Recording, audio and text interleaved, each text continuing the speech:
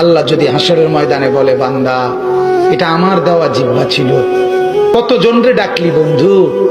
আল্লাহ যদি বলে, বান্দা আমার এই জবানে আমার নামটা কি আমি একবারও শোনার অধিকার ছিল না? আমার এই কপালটায় আজকের সারাদিনে আমি একটা সেজদাও পাওনা ছিলাম না?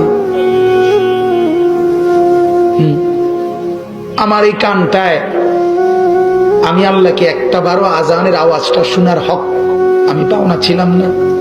কি বলবি যুবক? হ্যাঁ মুসলমান, কি বলবো?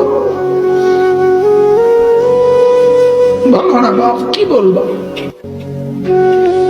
এক মা যদি বলে, মা তার পাষাণ ছেলেকেও যদি মা বলে, এরে বাপ 9টা মাস তোরে পেটে ধরছি রে বাপ, 2টা বছর তোরে বুকের দুধ খাওয়াইছি বাপ, বিনিময়ে তুই আজকে আমার মতো মা রে ভুলে গেলি বাপ, কেমনে রে সহ্য করলি?